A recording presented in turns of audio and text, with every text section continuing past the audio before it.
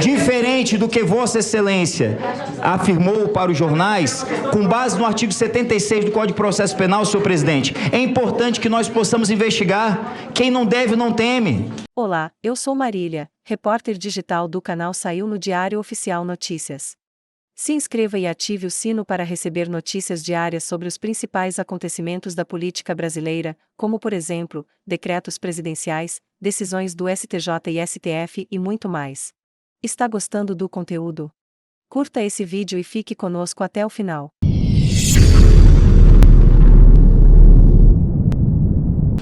Nós temos e as imagens do Dino chegam quando, então? Concretas. As imagens do Dino chegam quando? Se não deve, não teme. E o plenário precisa apreciar esses nossos requerimentos. Peço a Vossa Excelência que insira os nossos requerimentos para uma reunião deliberativa, para que nós possamos, o plenário, entendendo, convocar o ex-presidente e buscar também as informações dos seus sigilos, buscar as informações das suas questões financeiras, das suas contas bancárias, dos sigilos telemáticos, para que nós possamos descobrir para onde foi esse dinheiro, onde foi o dinheiro da venda dessas joias. Se não fosse errado, por que o seu advogado foi lá recomprar uma joia? Começou o governo assinando um ato de nomeação com uma caneta BIC e terminou o governo vendendo uma caneta cravejada de ouro. Ô, presidente, isso aí não é questão de ordem, isso aqui é comportamento, senhor presidente. Eu posso falar que o comportamento de vocês também não é adequado. Vocês não estão fazendo questão de ordem. Vocês não estão fazendo questão de ordem. Fazer discurso vai para a tribuna, Duarte. Eu ouvi claramente. Está encerrada a questão de ordem, Vossa Excelência. Durante a minha com a palavra, o senador Sérgio Moro. Na hora que o Sérgio Moro for falar... Com a palavra do senador Sérgio Moro para fazer sua questão de ordem. Aí o tempo esquenta na sessão. O deputado Duarte Júnior é do PSB e a discussão que se faz é se todas essas investigações em relação a joias envolvendo o ex-presidente da República, Jair Bolsonaro, e também integrantes militares, inclusive, se essas investigações podem ser usadas a partir de agora na CPI. A Jovem Pan continua acompanhando, agora 9h36. Presidente, com base no 131 do Regimento Comum e também no 403 do Regimento do Senado, eu só quero registrar aqui a minha experiência, que fui ministro da Justiça. Fui ministro da Justiça e nós verificamos as informações que nós temos aqui, ó, cada corredor de cada andar tem no mínimo 8 câmeras. Na saída do elevador privativo do gabinete pessoal tem 2 câmeras. A questão de ordem já foi feita. Tem na garagem, nos anexos. Qual é a questão de ordem? Isso não é questão de ordem. Eu quero questão de ordem posteriormente. Aí eu falar o que eu quiser. Isso não é questão de ordem. Eu concedi 5 minutos ao deputado Duarte sem ser questão de ordem. Era fundamentação. Eu vou terminar de ouvir o senador Sérgio Moro.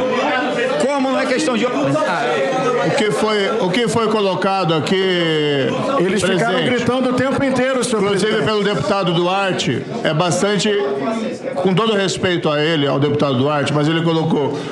As imagens que estavam na Polícia Federal foram encaminhadas de 2 câmaras. Ocorre que os requerimentos aprovados por essa casa foram no sentido de mandar as imagens de todas as câmaras. E houve uma autorização expressa do ministro da Justiça no sentido que esse material não estava acobertado pelo sigilo. Nós estamos vendo, senhor presidente, um padrão de desrespeito a essa CPMI pelo Ministério da Justiça. As respostas que vêm do Ministério da Justiça, em vários casos, são evasivas e vêm incompletas. Nessa linha, a fim de que nós aqui possamos ter o respeito do próprio Executivo em relação ao Legislativo, eu rogaria aqui a Vossa Excelência, utilizando os poderes próprios aí do presidente para fazer valer uma ordem dessa CPMI, um requerimento que foi aprovado, um requerimento no qual o ministro Alexandre disse que deveria ser atendido, e um requerimento que não foi atendido de maneira desrespeitosa pelo Ministério da Justiça, e que venham essas imagens que não tenham nada, não tem problema nenhum, mas nós precisamos esclarecer. Eu vou lembrar um episódio aqui, que houve na presidência, no Planalto, uma controvérsia sobre entrega de fitas. Senador, de também não é uma questão que Vossa Excelência está fazendo. Eu vou pedir que Vossa Excelência encerre para que a gente possa ouvir a testemunha. Vossa Excelência também não está fazendo uma questão de ordem. Eu faço um apelo, porque senão eu vou ter que conceder palavra a todos. Eu tenho tratado isso aqui com muita igualdade. Eu vou pedir a Vossa Excelência para concluir, para a gente poder começar aqui o depoimento da nossa testemunha. Como o senhor concedeu a então, eu só encerro dizendo que essa busca e apreensão me parece imprescindível para resgatar a autoridade dessa comissão parlamentar de inquérito e rogamos que Vossa Excelência seja sensível a esse pleito, sabendo de todas as dificuldades de deferi-lo por conta das tensões. Muito obrigado, senador. Presidente, Vossa Excelência. Agora 9h39. Seguimos acompanhando um pouquinho dessa reunião, dessa sessão da CPMI dos atos de 8 de janeiro. Neste momento, quem fala é o presidente da comissão, Arthur Maia, que ficou bastante zangado com esse tempo regimental chamado de questão de ordem que foi dado a alguns parlamentares, começando pelo deputado Duarte Júnior e depois o senador Sérgio Moro, em que, segundo o presidente da comissão, esse tempo está sendo usado de forma equivocada. A gente segue analisando agora mais uma sessão da comissão que investiga os atos de 8 de janeiro com a participação dos nossos comentaristas. Seguimos agora com Diogo Schelp. Schelp, a gente percebeu nesse trechinho que a gente pôde acompanhar dessas questões de ordem que foram levantadas, que permanece ainda a polêmica em relação à cessão de imagens de prédios na Praça dos Três Poderes que registraram essas invasões e depredações no dia 8 de janeiro. É bom a gente lembrar que a última sessão foi após uma solicitação de imagens do Palácio da Justiça ao ministro da Justiça, Flávio Dino, um pedido que chegou a ser judicializado. Agora, pela temperatura desse início de sessão de hoje, há que se esperar então que, com o depoimento de Adriano, o clima vai esquentar ainda mais. Está gostando do conteúdo? Curta esse vídeo e fique conosco até o final. Tenho medo de cumprir o meu papel institucional, mas também não sou homem de bravatas. Ainda estamos ouvindo o deputado Arthur Maia presidindo a sessão e, na sequência, Diogo Schelp faz o comentário. E daqui a pouco também o Beraldo, para a gente analisar esse início de sessão. Porque, obviamente, que deputado Arthur Maia, mais uma vez falando. É impossível de ser cumprida. Nós temos, entretanto, um Estado democrático de direito. Eu espero e acredito piamente que a lei haverá de funcionar. Aqui as pessoas disseram muitas vezes que o ministro Alexandre de Moraes iria desmoralizar essa CPI e não ia mandar as provas que nós solicitamos. As provas já chegaram todas aí, todas. Tudo que nós solicitamos ao ministro Alexandre de Moraes, ele teve toda a boa vontade de mandar. Disseram que o ministro Flávio Dino não ia mandar imagem nenhuma, mandou a menor, é verdade. Vamos insistir e utilizar todos os meios legais que nós temos para que mande todas as imagens. Esta terça-feira, com uma previsão de ouvir o depoimento de André Machado, que é fotógrafo da Reuters e que registrou esses atos de 8 de janeiro porque estava trabalhando na Praça dos Três Poderes nesse dia. Há uma acusação por parte dos governistas de que ele teria, inclusive, confraternizado com alguns invasores durante o cumprimento da sua função de fotógrafo. Beraldo, sigo com você, porque, como eu havia questionado agora há pouco, permanece essa polêmica sobre imagens que devem ser cedidas, imagens da Praça dos Três Poderes que devem ser cedidas à CPMI. Olha, Lívia, é inexplicável que essas imagens ainda não sejam de conhecimento não só da CPMI, mas também de conhecimento público. Porque essas imagens foram captadas em prédios públicos num momento bastante grave para o Brasil, né, como país, para os brasileiros, porque, afinal de contas, as sedes dos três poderes foram invadidas. Independente da questão do golpe, se era uma tentativa de golpe, se poderia dar golpe ou não, o fato é que pessoas entraram de forma bastante fácil na sede dos três poderes e depredaram patrimônio que é nosso. Como é que pode o governo simplesmente ficar nesse tipo de catimba, como se dizia no futebol, de não manda e depois tem uma ordem para mandar e manda só um pouquinho? E não existe isso. Essas imagens têm que ser reveladas de forma urgente.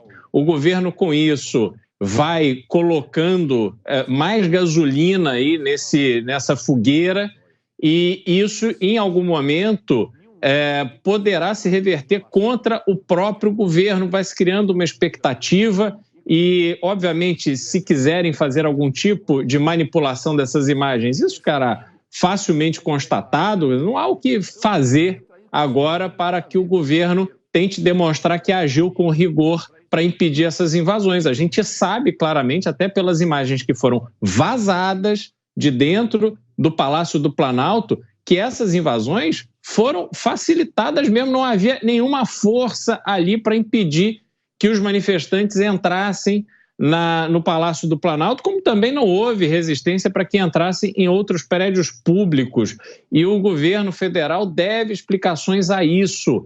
Essa história tem que ser contada por completo, ela não pode ficar só aí tentando endossar uma narrativa colocada pelos governistas que fazem parte dessa CPMI. A gente precisa destacar que a relatora Elisiane Gama tem trabalhado incessantemente para levar essa CPMI a lugar nenhum em relação ao 8 de janeiro, mas sim a lugares que interessam o governo. É uma investigação que não começa do fato concreto acontecido, mas eles estão tentando pescar aí outros episódios, outras coisas, para poder formar uma ideia, formar um discurso. E agora estão querendo até trazer a questão das joias para a CPMI do 8 de janeiro. Quer dizer, querem fazer confusão para justamente não entregarem nada de concreto para a sociedade brasileira. Bom, o Schelp também analisa esse início de sessão, essa discussão que a Lívia já falava também sobre as imagens dos prédios públicos, não é, Schelp? E também essa discussão sobre as investigações em relação aos objetos dados pelos sauditas ao Brasil. Pois é, Tiago, de fato, essa questão das joias, né, que foram dadas à presidência da República, as joias e os presentes valiosos, que, pelo que tem investigado a Polícia Federal, aparentemente foram objeto de um desvio, né, por parte de integrantes aí do entorno do ex-presidente Jair Bolsonaro. É o que as evidências indicam até agora, inclusive mensagens do ajudante de ordem, assim por diante. Isso é algo para ser investigado pela Polícia Federal, mas não é o âmbito de investigação dessa CPMI do 8 de janeiro. A CPMI tem esse objetivo, que eu acredito que não vai resultar em nada muito produtivo, mas tem o objetivo de investigar aqueles atos de vandalismo, aquelas tentativas, ainda que bastante absurdas, né, de tentar fazer com que aquele caos levasse a um tipo de ruptura institucional. É claro que a gente precisa entender por que houve essa facilitação ou essa omissão por parte das forças que deveriam fazer a segurança dos prédios públicos, mas tudo aponta para, de fato, ou uma negligência, ou uma incompetência, ou mesmo a simpatia de alguns daqueles integrantes com os próprios vândalos, os próprios apoiadores do ex-presidente Jair Bolsonaro, que estavam ali promovendo aquele quebra-quebra. Sobre o depoimento do fotógrafo Adriano Machado, acho que vale aqui fazer uma explicação para aqueles que gostariam de entender como funciona a cobertura jornalística, né? Quando uma pessoa, um jornalista ou um fotógrafo está no meio de uma manifestação violenta, cercado de vândalos, de pessoas que estão usando a violência como método de protesto, ele precisa se manter seguro. Ele precisa registrar os fatos, mas se manter seguro. Isso significa que, muitas vezes, os vândalos, os manifestantes, eles se aproximam do jornalista, do fotógrafo, pedem para ver as fotos, e o fotógrafo não pode se negar a fazer isso. Ele precisa manter uma relação de uma espécie de confiança para sua própria segurança, para poder registrar os fatos. Então, esse é um dado muito importante para aqueles que vão assistir a esse depoimento de Adriano Machado, porque o que a oposição vai tentar dizer é que ele, de alguma forma, estava envolvido naquilo, né? E é preciso também muito cuidado com isso. Na verdade, as cenas que se vê ali são cenas muito comuns na cobertura jornalística, em que o jornalista, o fotógrafo, precisa se manter seguro, ao mesmo tempo em que ele registra os fatos sem interferir neles. Esse é o papel do jornalista. Hoje a gente recebe aqui o senhor João Pedro Stedley, líder de uma das maiores organizações criminosas do Brasil. Um grupo criminoso que propaga terror no campo. Grupo que, inclusive, teve inúmeros relatos nessa CPI de crimes cometidos contra seus membros, dentre eles extorsão, trabalho análogo à escravidão, ameaça, lesão corporal, sequestro, cárcere privado, enfim, vários crimes cometidos contra seus próprios membros. E o mais repugnante é ver o presidente da República levar esse cidadão à China em meio a Abril Vermelho, época a qual é instaurado um caos generalizado no campo e no país. Lula assina um atestado de cumplicidade desses crimes quando ele leva esse cidadão para passear na China. Não satisfeito, Lula ainda loteia seu governo com os cupinchas do Stedley. Um verdadeiro escárnio com o agronegócio, com quem produz no Brasil e com os brasileiros de bem. Quem produz alimentos, senhor João Pedro Stedley, como o senhor falou aqui que o MST produz alimento, é o agronegócio. O MST não produz alimento nem para sustentar os seus próprios acampamentos. Mas dito isso, eu gostaria de começar minhas perguntas e gostaria que meu tempo fosse paralisado. Senhor João Pedro Stedley, o senhor é amigo do Luiz Inácio Lula da Silva? Olá, eu sou Matheus, repórter digital do canal Saiu no Diário Oficial Notícias. Se inscreva e ative o sino para receber notícias diárias sobre os principais acontecimentos da política brasileira, como, por exemplo, decretos presidenciais, decisões do STJ e STF e muito mais.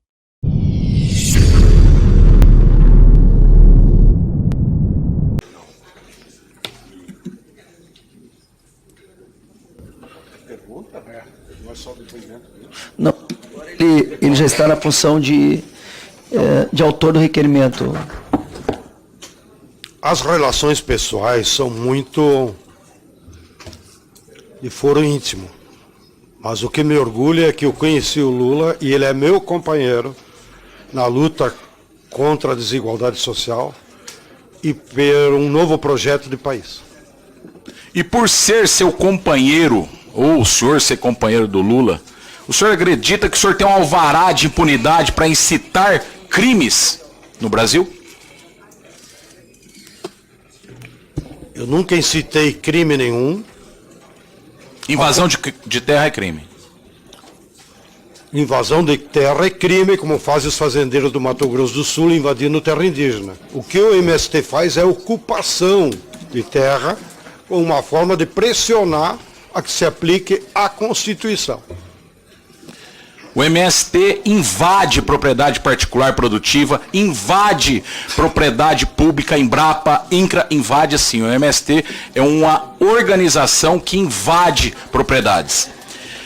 Seu João Pedro Stedley, quem fez o convite para integrar a comitiva presidencial na viagem para a China? Eu recebi uma correspondência do protocolo do Palácio do Planalto. Do próprio presidente? Não é ele que assina, né? É o protocolo lá da presidência que faz os convites formais. Eu recebi. Aceitei de bom grado. O senhor recebeu um passaporte diplomático? Imagina, eu tenho passaporte normal, não teve nada de passaporte diplomático. O senhor viajou com o seu passaporte? Claro. O senhor viajou com o seu passaporte? Claro. Só tem um passaporte? Sim.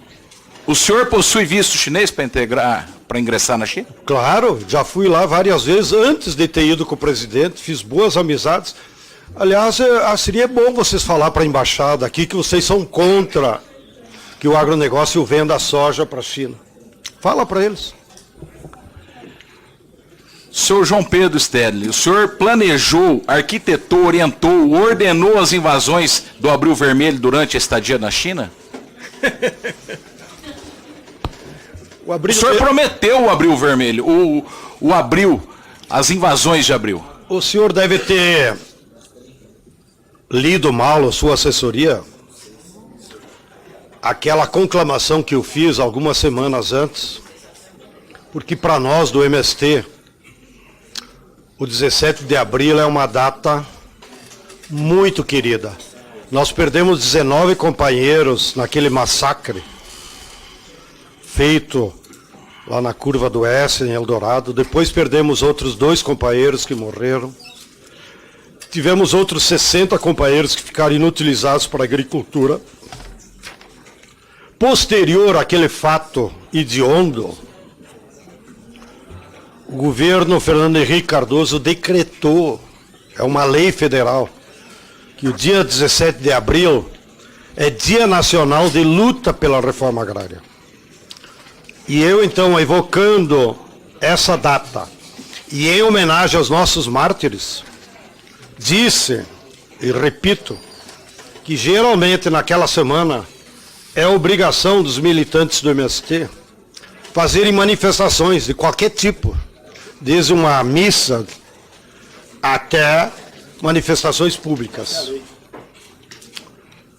Meus advogados estão mostrando aqui a lei 10.469, de 25 de junho de 2002, assinado pelo presidente Fernando Henrique Cardoso. Mas essas manifestações também incluem invasões.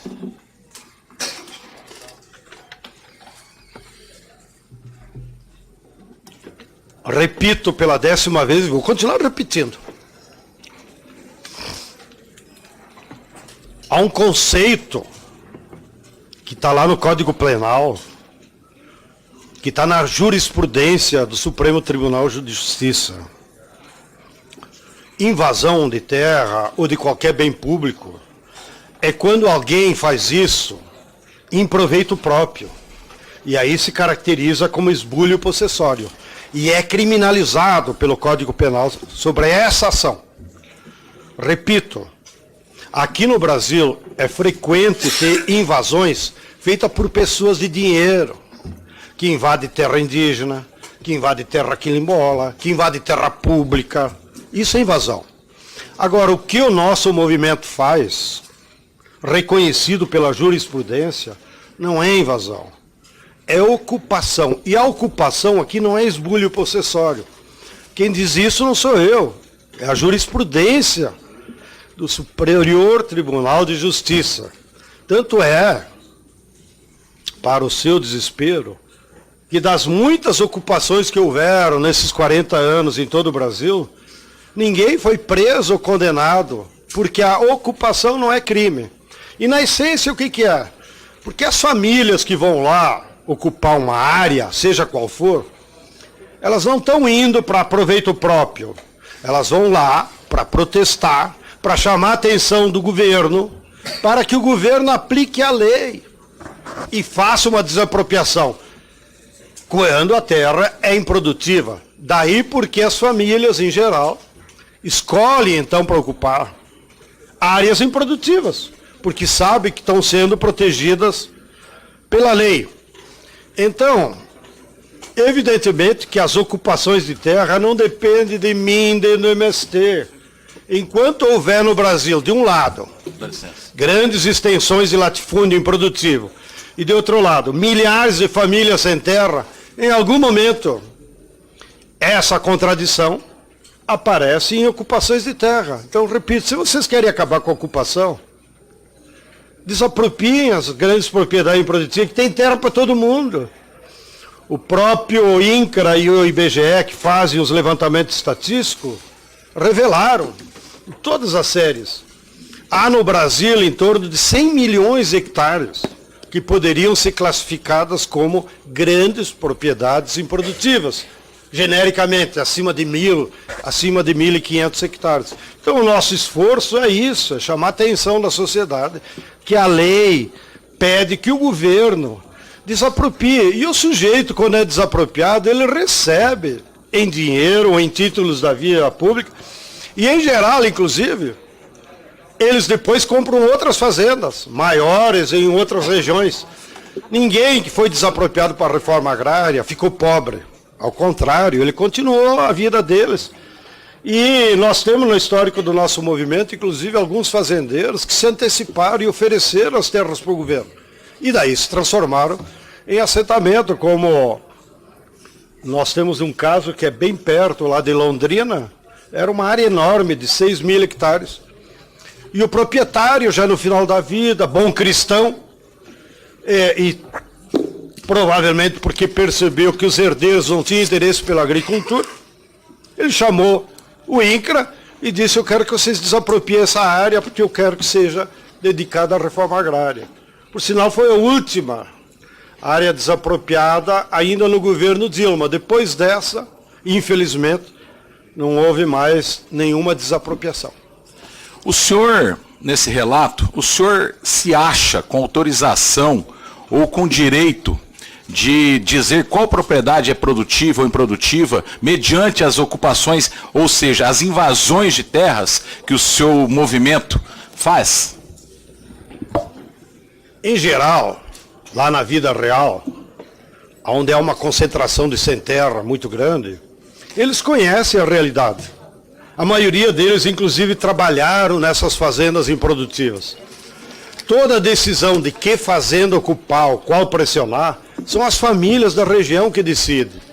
Não sou eu, não é o MST. Ou seja, vocês têm que respeitar, primeiro, a necessidade das famílias. Segundo, a inteligência deles. Eles não precisam de deputado, não precisam de ninguém orientar eles. Ó, essa fazenda aqui é improdutiva. Eles têm discernimento suficiente. A maioria deles, repito, inclusive, já trabalharam como peões nessas fazendas, então conhecem bem como é que os proprietários, né, se comportam, aonde tem ou não tem possibilidades de desapropriação. Não, senhor João, a gente não tem que respeitar a inteligência desses movimentos e dessas pessoas. Vocês têm que respeitar a lei.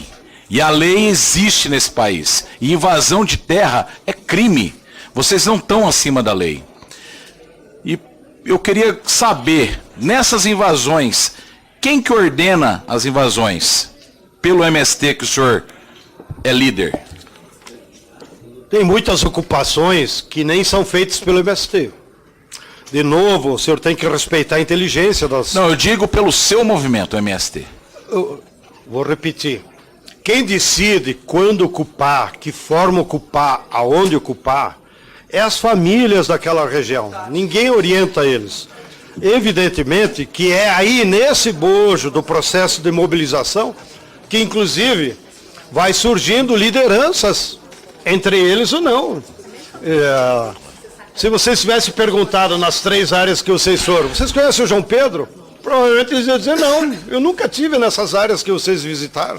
Não é meu papel, ainda mais agora, depois de tantos anos. Então, eu peço que vocês sejam, que estejam preocupados com o que acontece na vida real, do que ficar procurando responsáveis ou coisa parecida. Seu João, na verdade, as testemunhas que estiveram aqui falaram que são cooptadas por promessas de terras nas cidades, gente simples, gente que realmente quer aquele projeto de ter terra, e vocês entram na cabeça deles cooptando esse povo para passar necessidade nos acampamentos. Mas eu gostaria de pedir que o senhor aqui comentasse como que é a rotina nas invasões.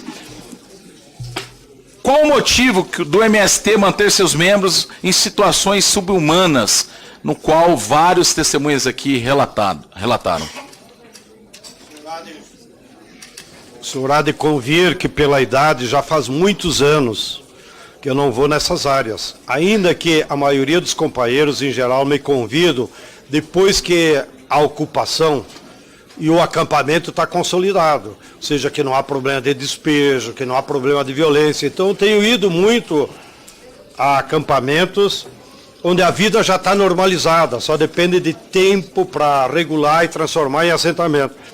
E o que eu percebo lá, nas áreas que eu vou, é que os companheiros, como já disse na primeira parte, procuram fazer as suas regras de convivência, que organizam comissões em função das necessidades. Então, cada acampamento tem uma comissão de saúde, uma comissão de trabalho, uma comissão da escola, e assim por diante. Então, eles vão reproduzindo a sociedade naquele território de acampamento.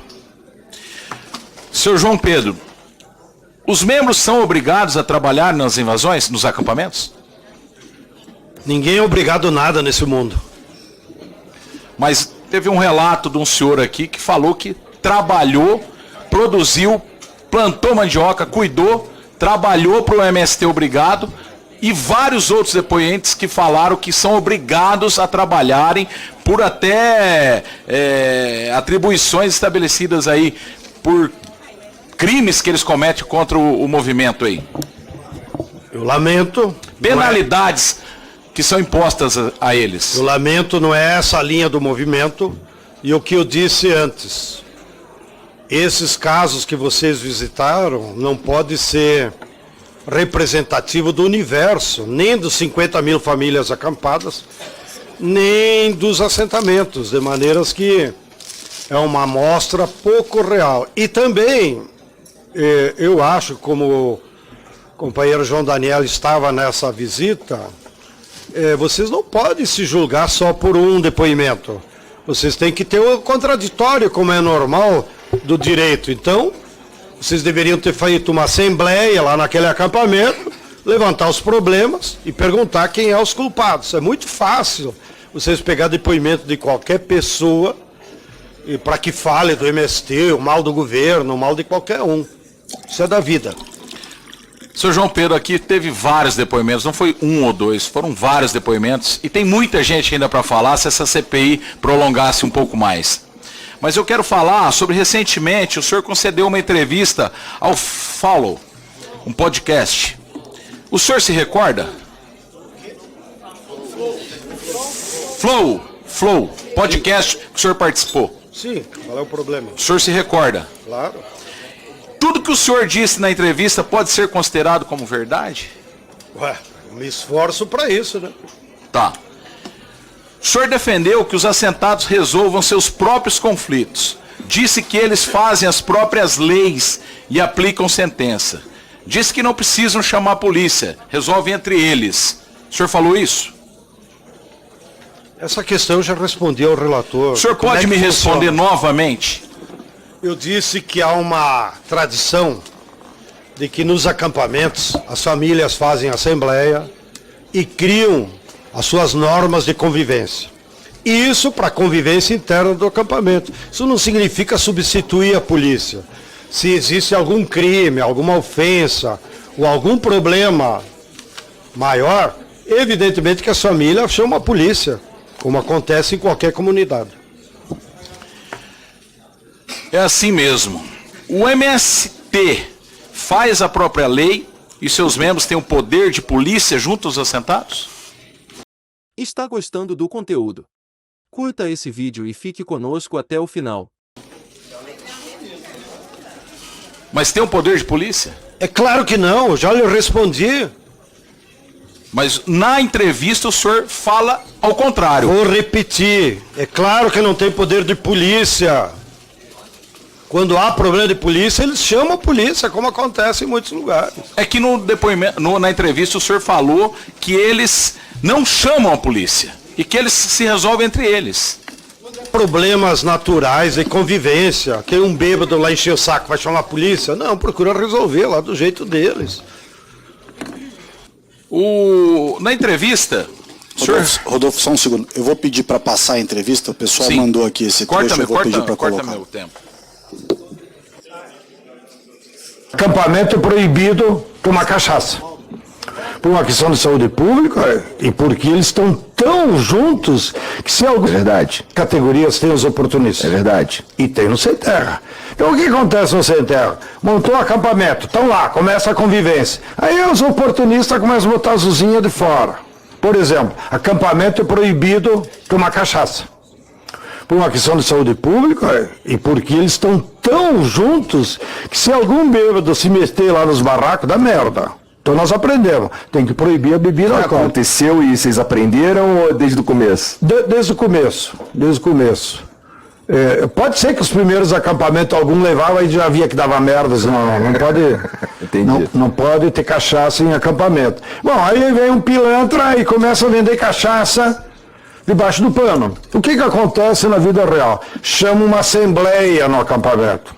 As 200, 300, 500 pessoas que participam. Vão para a assembleia, aí alguém apresenta a denúncia. Esse fulano aqui está vendendo cachaça escondido e tal, isso está causando problema. Qual é a solução? Aí a Assembleia decide a pena. Aí alguns dizem, não, tá bom, dá 10 dias para ele, que ele tem que, sei lá, ficar quieto. Ele tem que trabalhar fora para os fazendeiros e o dinheiro botar na caixa coletiva. As penas são as mais diversas. Até alguns casos, o cara passou dos limites com a mulher do vizinho. Expulsa. É claro que esse sujeito expulsado vai botar a boca no trombone, se tiver alguma rádio sacana na região, ele vai lá e diz, fui expulso, fui injusto, tal. Então, mas é da vida, nós não se preocupamos. O principal é que haja leis feitas pelos próprios acampados e eles aplicam a lei. Então tem uma autonomia e é assim que eles enfrentam os problemas, não chama a polícia. Eles mesmos resolvem. E claro que as pessoas atingidas por aquela decisão, né, vão se comportar de alguma maneira. Então essa moça que você falou, que inclusive a direita levou na CPI, né, aí quando a nossa turma, dos deputados, nós começaram a fazer pergunta para ela, e aquela ameaça de morte do seu marido foi por quê? Ou seja, quando iam revelar que ela e o marido eram pessoas que causaram problemas, que eram oportunistas, e por isso... Continua, deputado Rodolfo. Bom, senhor João Pedro Stedley, o senhor falou ali sobre uma penalidade de fazer um trabalho ali e depositar uma caixinha coletiva. Como funciona esse sistema da caixinha?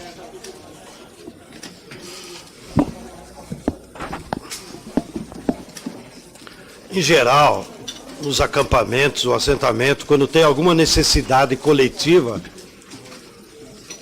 me imagino que eles fazem assembleia e estabelecem como cada um deve contribuir. Um empresta o carro, o outro entra com produto, o outro entra com dinheiro, para tentar superar aquela dificuldade que eles estão sofrendo. Aproveito, achei que o senhor ia perguntar. Quando eu me referi aí a leis, não é as leis do país ou ao Código Penal. Eu estava me referindo a código de condutas. Igual qualquer um de nós, quando mora num condomínio faz as suas leis. E ninguém vai lá dizer, não, vocês estão fazendo uma lei fora. Não. As leis do condomínio faz parte de um código de conduta daqueles que são vizinhos. Mais ou menos é assim que acontece nos acampamentos e assentamentos. Mas o condomínio não estipula penalidade para o cara trabalhar para pagar essa pena. Outra coisa, senhor presidente, caso não deposite o dinheiro na caixa, o que acontece com o membro? É expulso? É penalizado? Qual outro tipo de pena? Não tenho a mínima ideia. O senhor não tem a mínima ideia. O senhor acabou de falar num podcast sobre várias penalidades e o senhor vem aqui falar nessa CPI que o senhor não tem a mínima ideia. Fale a verdade, seu João Pedro Stedley. O que vocês fazem com os membros que não pagam a caixinha? Responde. O que eu respondi no podcast. Cada assembleia tem autonomia para definir qual é a pena que vão dar. E eu não tenho conhecimento de penas em função do que as pessoas não contribuíram para resolver uma necessidade do acampamento. Em geral, isso eu acho que é até relativizado, porque as condições de cada acampado são muito diferentes. Relator, eu peço que conste no relatório que o depoente confessou aqui e no vídeo crime de extorsão por parte do MST contra seus membros. Quando ele relata que o membro é obrigado a depositar dinheiro na caixinha coletiva. Artigo 158 do Código Penal. Eu peço, relator, senhor Ricardo Salles, que o senhor conste no relatório esse crime. Outra coisa, senhor relator, eu peço também que o senhor conste no relatório o crime de constituição de milícia, quando o depoente afirma que criam leis que penalizam o povo, os membros lá, caso quebre o código de conduta dentro dos assentamentos. Isso é Constituição de Milícia, artigo 288-A do Código Penal. E peço ainda que conste no relatório o crime de associação criminosa, visto que há um modus operandi igual, idêntico em todos os acampamentos para cometer crime nas invasões Brasil afora e contra os membros do próprio MST. Artigo 288 do Código Penal também. E para finalizar, presidente, senhor João Pedro Stedley, o senhor disse que tem vários assentamentos, agora, hoje o senhor falou, vários assentamentos que os membros vivem em situação de miséria. Esse foi o termo que o senhor usou. Nós visitamos vários deles, alguns, e vimos as condições subhumanas em que os acampados vivem. Como que o senhor enxerga essa situação que eles vivem? Debaixo de um barraco de lona, sem água, sem energia, sem comida, sem escola lá dentro, na ótica dos direitos humanos. Já que o senhor ganhou uma medalha, um prêmio, né? Votação nominal, é só para avisar os colegas. Já que o senhor ganhou um prêmio, Santo Dias de Direitos Humanos, como que o senhor vê na ótica dos direitos humanos esse tratamento desumano? Nós somos os primeiros a protestar. Agora, essa sua indignação, que é louvável, nós fazemos todos os dias o INCRA. O INCRA tem que resolver o problema dos acampamentos. Primeiro ponto de pauta que nós dissemos publicamente ao novo governo. O que nós esperamos do governo Lula? Resolva o problema dos acampados, que é uma situação insana. Então nós também se somamos a essa indignação da situação das famílias acampadas. O senhor acha que a família vai acampar porque gosta? É um sofrimento para eles. Então, a existência de acampamentos há 6 anos, há 8 anos, isso é uma agressão aos direitos humanos. Agora, não é o MST que tem que resolver. Quem tem que resolver são os órgãos públicos. O senhor me desculpe, senhor João Pedro, mas não é o INCRA que convoca esse povo para ir para os acampamentos, é o MST. É a organização criminosa que o senhor lidera. O senhor me desculpa, mas o senhor tem que assumir os compromissos do senhor. O senhor tem que assumir aqui a verdade, que é o MST que faz, agrupa todas essas pessoas para viverem em condições subhumanas. Membros do MST que vivem debaixo de barraco de lona, violentados, agredidos, ameaçados, extorquidos e torturados pelo MST, pela organização que o senhor é líder, que o senhor coordena, que o senhor manda, e que o senhor vem aqui e fala que não sabe de nada. O senhor teve o mesmo treinamento que o general G. Dias, que também não sabe de nada.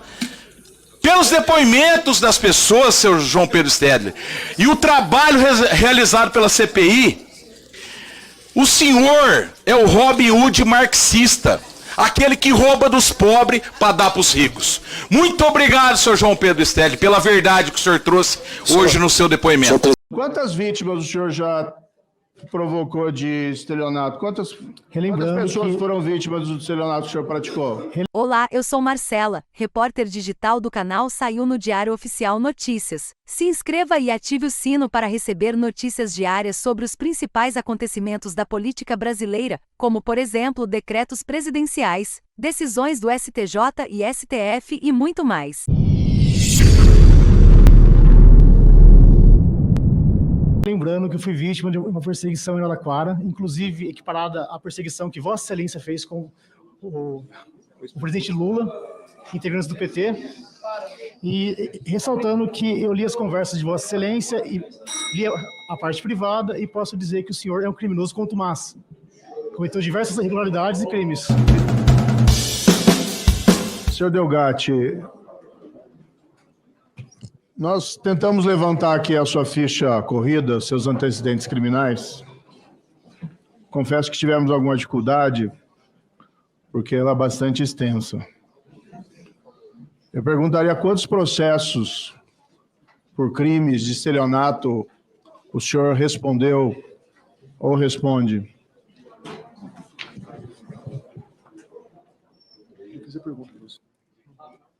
Se perdeu a conta, pode também esclarecer. Repetir, por gentileza. Quantos processos por estelionato, ações penais, o senhor responde Ou já respondeu? Respondi cerca de 4 ações e fui absolvido em todas elas. Nós pegamos uma lista aqui de uma perseguição que 46 processos, seja em fóruns de Ribeirão Preto, Araraquara, Rio Claro, Justiça Estadual. Quem que é João Otávio Pasqualino? Era um gestor de um banco que ele citou meu nome e na audiência, segundo ele foi coagido a falar meu nome, porque em Araraquara eu sofri uma perseguição de um promotor e um delegado. O senhor foi condenado nesse processo. O senhor disse que foi absolvido. Não, eu tenho acordo aqui, o senhor foi condenado. Consta aqui no processo. Em segunda João instância, Otávio, o processo foi dado como prescrito. Mantendo a condenação do senhor. Não. O senhor foi condenado e depois não foi aplicada a pena porque houve a prescrição. Mas o acordo é condenatório. Eu vou ler aqui para o senhor. João Otávio, enquanto funcionário do Banco Itaú, teria agido em conluio com Walter no período de 7 de abril a 23 de julho de 2013, efetuando consulta aos dados cadastrais de titulares de 44 cartões de crédito de clientes do banco, encaminhando os dados e as fotografias das respectivas assinaturas a Walter. Logo em seguida, João Otávio teria providenciado o extravio dos referidos cartões junto ao correio, encaminhando-os a Walter, que por sua vez os desbloqueava e utilizava no comércio em diversas cidades como Campinas, Atibaia e Bragança Paulista, realizando compras em prejuízo dos titulares dos cartões da instituição bancária, no montante de R$ 623.479. Só nesse caso aqui, senhor Walter, o senhor foi condenado como estelionatário de 44 vítimas diferentes. Quantas vítimas o senhor já provocou de estelionato? Quantas pessoas foram vítimas do estelionato que o senhor praticou? Relembrando que eu fui vítima de uma perseguição em Araraquara, inclusive equiparada à perseguição que Vossa Excelência fez com o presidente Lula, integrantes do PT, e ressaltando que eu li as conversas de Vossa Excelência e li a parte privada e posso dizer que o senhor é um criminoso contumaz. Cometeu diversas irregularidades e crimes. Pediria aqui que fosse advertido o depoente que não pode chamar um senador de criminoso cometendo crime de calúnia. Peço escusas, então. O senhor, por favor, respeite aqui o plenário desta casa. Retiro o que eu disse, peço escusas. O bandido aqui, desculpe, senhor Walter, que foi preso é o senhor. O senhor não foi preso, o senhor foi condenado. O senhor foi condenado. O senhor é inocente como o presidente Lula, então, é isso? Solicito que haja respeito de ambas as partes. Solicito que haja respeito de ambas as partes. A testemunha deve ser tratada com respeito e é obrigação desta presidência assegurar que os integrantes dessa casa sejam tratados com respeito. Por favor, que não se repita mais. O senhor está sendo tratado por herói aí, como por parte dos indagadores que foram aqui. Consta na denúncia que o senhor foi denunciado, o senhor disse que confessou esses crimes, que o senhor teria, a folha 21 da denúncia do Ministério Público, invadido o dispositivo de 176 pessoas. É isso, senhor Walter? Sim, eu confessei isso. Dentre essas pessoas, só para alertar aqui as pessoas que estão ouvindo, nós temos... O senhor fala que o senhor fez isso para desmascarar a Lava Jato, mas vamos aqui para a lista. Ministro Paulo Guedes, Abílio Diniz, Davi Alcolumbre, senador dessa casa, Baleia Rossi, Chaim Zahrer. E aqui eu chamo a atenção do presidente da mesa, presidente, não para lhe imputar nada, mas seu nome está na lista aqui das pessoas que tiveram os dispositivos invadidos ou tentativa de invasão. Está aqui Cid Gomes, Flávio Bolsonaro, Ana Paula Godinho, Luciana Lócio. O senhor invadiu o dispositivo, então, de pelo menos 176 pessoas? Sim, acredito que mais que isso. Que, inclusive, eu cheguei às conversas de Vossa Excelência com o então procurador Dallagnol, e essas conversas elas foram chanceladas pelo STF e são utilizadas até hoje para anular condenações de pessoas inocentes. Pessoas que cometeram crimes contra a Petrobras roubaram dinheiro, é isso? Eu fico com a versão do STF que... Sérgio Cabral, por exemplo, é inocente. A presidência solicita às duas partes, a casa, e eu estou falando a todos os componentes, a todos os integrantes dessa CPMI, e a testemunha que se atenham à discussão sobre questões relativas ao objeto da convocação da testemunha. Senão, nós vamos entrar aqui numa discussão que não creio acrescentará nada a essa comissão. Presidente. Compreendo até a tese de quem faz uso da palavra agora, de que deseja descaracterizar a testemunha ou caracterizá-la como uma pessoa que infringiu a lei. Mas a decisão do Supremo, que coloca aqui a testemunha, nos obriga a tratá-lo com respeito. E é só isso que eu peço que seja cumprido aqui. O senador Moro pode fazer as suas observações e peço que a testemunha se limite a responder os questionamentos do senador Moro e que não invada em comentários. Por favor. Presidente, só por uma questão de ordem, Questão de ordem, a senadora Damares. Eu estou vendo assessores da esquerda orientando advogados do depoente. Depoimento combinado, que os assessores de esquerda falem com seus parlamentares, mas não venham orientar advogados do depoente. Presidente, questão de ordem. Questão de ordem também.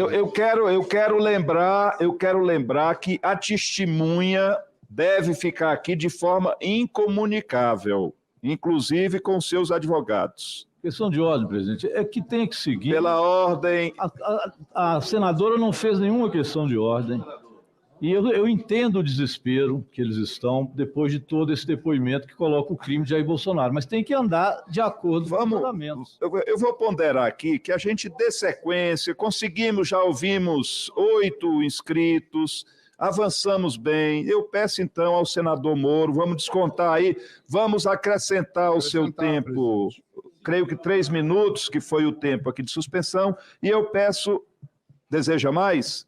Não, eu acho que tem que repor. Eu acho que 3 minutos foi o que Vossa Excelência teve de interrupção. Então, eu peço que acresça em mais 3 minutos o tempo do senador Sérgio Moro e peço que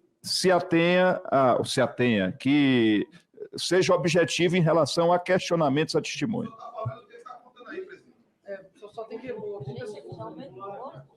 Está gostando do conteúdo? Curta esse vídeo e fique conosco até o final. Tá, eu vou retomar aqui. Presidente, pois não. Existe uma questão aqui, sim, os fatos são de agora, mas existem problemas de credibilidade da testemunha que praticou estelionatos em série. Aqui eu não falo de maneira ofensiva. Quando ele me ofendeu, sim, eu tenho que redarguir. Mas estou perguntando sobre fatos objetivos de estelionatos que ele praticou e o que é o cerne do estelionato? A fraude, a falsidade, a mentira contumaz. E aqui chega o depoente contando as suas versões, tal, isso depois vai ser analisado, mas eu vejo aqui muitos colegas tomando a palavra dele como se fosse uma verdade absoluta, quando a gente está diante aqui de um estelionatário profissional condenado. É uma condenação trânsito em julgado, doutor. A presidência, mais uma vez, solicita que a testemunha seja tratada com respeito. Na folha 68 da denúncia do Ministério Público contra Vossa Senhoria, há um diálogo do senhor com Fernanda. Quem é essa Fernanda? Na denúncia do Ministério Público. Em que denúncia? Na denúncia da spoofing. O senhor se passa aqui por um... O senhor já trabalhou numa instituição financeira, num banco? Não. Tem o áudio do senhor aqui, o senhor fala com a Fernanda e passando-se por gerente de banco ou coisa parecida, o senhor obtém dados dela para praticar um estelionato. Bom, é isso que aconteceu? Eu não me recordo disso, se Vossa Excelência puder dar um play no áudio. Eu vou ler aqui, ó. Ao longo da gravação, é possível perceber que Walter se apresenta como responsável pela área técnica e segurança de uma instituição financeira e orienta a cliente do banco a realizar uma atualização no computador de forma a instaurar programa malicioso que possibilitaria a colheita dos dados de segurança da vítima. Um trecho aqui, Walter. Sim, acredito que a senhora receberá um novo contato para fazer a atualização da outra. Porém, como este contato, a senhora já toma conhecimento de como faz e como pode fazer sozinha. A Fernanda disse para o senhor, eu fiquei achando que era hacker, vírus, alguma coisa. Eu tinha pedido esse procedimento.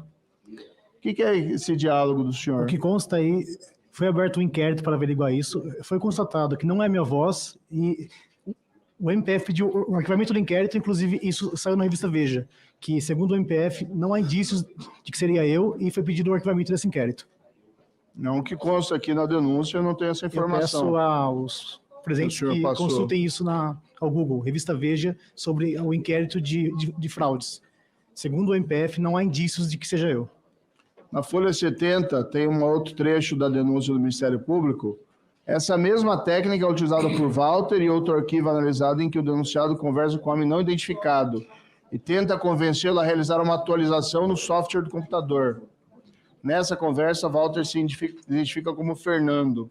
Folha 70 da denúncia. A denúncia ela foi feita pelo MPF, que são pessoas equiparadas ao MPF em que o senhor trabalhava, que impuseram isso, contudo, foi aberto um novo inquérito no qual, segundo o mesmo MPF, não há indícios de que seja eu quem realizou essas ligações e não há indício algum de que eu tenha cometido um crime de fraude no inquérito vinculado à operação spoofing. Isso é público. Consta na folha 71, na análise do conteúdo armazenado no e-mail do outro denunciado, Gustavo Henrique, foi encontrado um arquivo de vídeo em que Gustavo filma Walter realizando uma ligação para possível vítima e fraude bancária. O que foi isso? Tá, folha 71. Isso foi encontrado com o Gustavo e eu tenho conhecimento acerca disso.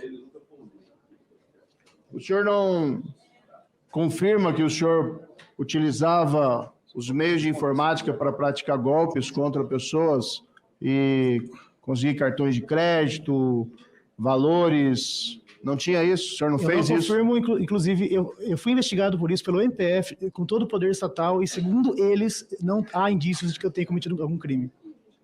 E aonde que está isso, então, que o senhor está dizendo? Existe um inquérito e tem uma reportagem na revista Veja que cita o trecho do inquérito, o número do inquérito, e Vossa Excelência pode consultar esse inquérito, porque ele é público, como todo outro inquérito que tenha finalizado o pedido de arquivamento. Quem é Danilo Cristiano? Danilo Cristiano é um rapaz que ele foi preso na operação spoofing porque, na minha visão, o MPF precisava de 4 pessoas para ter o crime de organização criminosa e me manter preso até que fizesse uma delação premiada. Na denúncia do Ministério Público, na folha 40, a troca de mensagens do senhor com o senhor Danilo, isso 2 meses antes de revelação dos fatos envolvendo lá as mensagens hackeadas da Lava Jato, e o senhor, leia aqui trecho da denúncia, 2 meses antes da veiculação da mídia do conteúdo das mensagens obtidas por Walter, Danilo é informado pelo principal autor do crime que acabou a tempestade, veio a bonança, indicando a melhora financeira do grupo. O senhor pode esclarecer isso?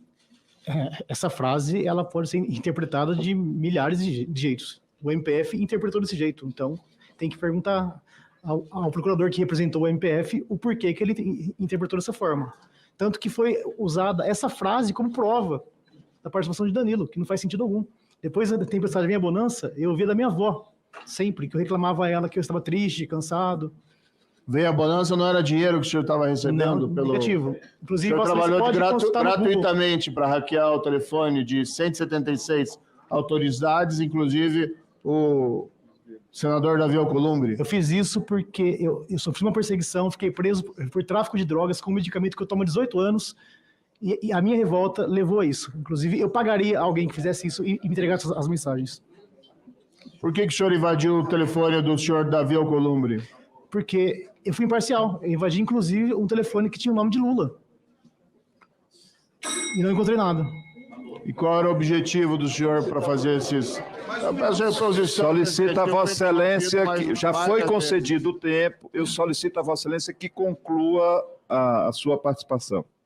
Então, para concluir, só para meus comentários finais aqui, nós temos o depoente que é acusado, processado por diversos crimes de estelionato. Pelo menos um caso aqui, nós não conseguimos remontar todos, há casos ainda em tramitação, há um caso aqui de condenação que envolveria pelo menos 44 vítimas.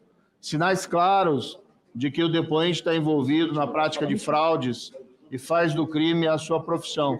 O que ele fala aqui, nós temos que, de fato, analisar, mas nós não podemos ter a palavra de alguém envolvido em crimes em série, inclusive de estelionato, como verdade. Por isso faço o alerta aqui a muitos dos senadores parlamentares que estão tratando o depoente como uma espécie de herói, que esse herói já fez como vítima diversas pessoas inocentes. Conclua, senador. Não só hackeando, mas roubando-lhe valores através de estelionato. Em relação às ações do Ministério da Justiça, também volta ao princípio da legalidade. Existe uma lei, o senhor lembra. Eu acredito que o senhor lembra. Olá, eu sou Marcel, repórter digital do canal Saiu no Diário Oficial Notícias. Se inscreva e ative o sino para receber notícias diárias sobre os principais acontecimentos da política brasileira, como, por exemplo, decretos presidenciais, decisões do STJ e STF e muito mais.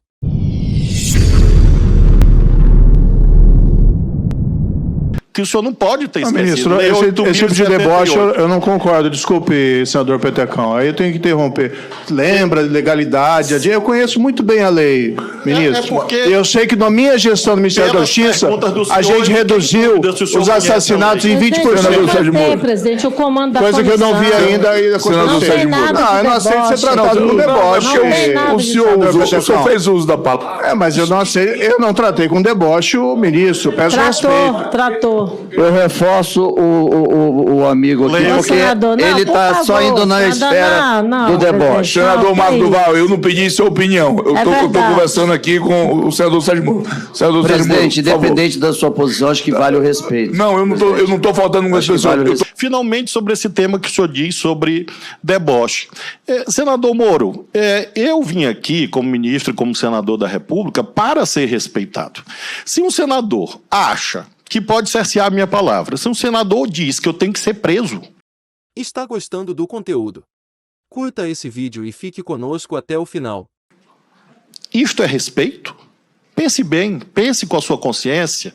Se isso aconteceu com o senhor, de alguém interpelar o senhor, dizer: eu sou uma pessoa honesta, eu sou ficha limpa, eu fui juiz, nunca fiz conluio com o Ministério Público, eu nunca tive sentença anulada. E por ser um juiz honesto, por ter sido um juiz honesto, por ter sido um governador honesto, é que eu não admito que ninguém venha dizer que eu tenho que ser preso. Isso é desrespeito. Quem tem honra age assim. E, portanto, eu repilo veementemente qualquer ofensa à minha honra. E ninguém vai me impedir de defender a minha honra. Porque quem tem honra defende. E essa é a minha veemência, essa é a minha incisividade, essa é a contundência dos justos. E por isso eu farei e farei de novo. Todo debate parlamentar que for sério, conte comigo. Debate parlamentar que desbordar do decoro parlamentar vai ter a resposta devida. É um direito e uma obrigação minha. Eu tenho família, eu tenho ficha limpa, eu tenho currículo, eu tenho trajetória nos 3 poderes do Estado. E é por isso que às vezes eu sou incisivo diante da proporcionalidade da ofensa. O que este colega seu tem feito reiteradamente, todos os dias, é me chamar de lixo, bandido, mau caráter, que eu tenho que ser preso. O senhor acha que isso é respeito? E essa é a razão da minha resposta em relação a esse tipo de ofensa grave que quebra o decoro parlamentar, e eu conto com o senhor, inclusive, para que esta casa e outras casas parlamentares possam cumprir a Constituição. Projeções indicam que os mercados emergentes de desenvolvimento são aqueles que apresentarão maior índice de crescimento nos próximos anos. Segundo o FMI, enquanto os países industrializados devem desacelerar seu crescimento de 2,7% em 2022 para 1,4% em 2024, o crescimento previsto para os países em desenvolvimento é de 4% nesse próximo período. Isso mostra... Olá, eu sou Marília, repórter digital do canal Saiu no Diário Oficial Notícias. Se inscreva e ative o sino para receber notícias diárias sobre os principais acontecimentos da política brasileira, como, por exemplo, decretos presidenciais, decisões do STJ e STF e muito mais.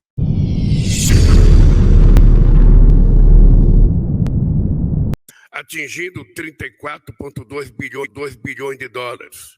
Hoje, quase 400 empresas do bloco operam no Brasil. Depois dos últimos 6 anos de retrocesso e estagnação, o Brasil vai voltar a gerar empregos de qualidade, a combater a pobreza e a aumentar a renda das famílias brasileiras. Apresentei há 2 semanas o PAC, Programa de Aceleração do Crescimento. O plano prevê a retomada de empreendimentos paralisados, aceleração dos que estão em andamento e seleção de novos projetos. Trata-se de um programa amplo, com muitas oportunidades, que pode interessar aos investidores dos países do BRIC. Esperamos mobilizar 340 bilhões de dólares para a modernização de nossa infraestrutura logística, com investimento em rodovias, ferrovias, hidrovias, portos e aeroportos. Também daremos prioridade à geração de energia solar, eólica, biomassa, etanol e biodiesel. É enorme o nosso potencial de produção de hidrogênio verde. Estabeleceremos parcerias entre o governo e os empresários em todas as áreas, sob forma de concessões, parcerias público-privadas e contratações diretas. Para que o investimento volte a crescer e gerar desenvolvimento, precisamos garantir mais credibilidade, muita previsibilidade e estabilidade jurídica, política e social para o setor privado.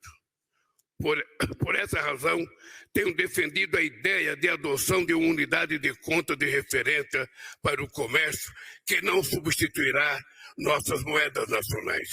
Tá gostando do conteúdo? Curta esse vídeo e fique conosco até o final. É necessário a necessidade de financiamento não atendida dos países em desenvolvimento continua muito alta. A falta de reformas substantivas das instituições financeiras tradicionais limita o volume e a modalidade de crédito dos bancos já existentes.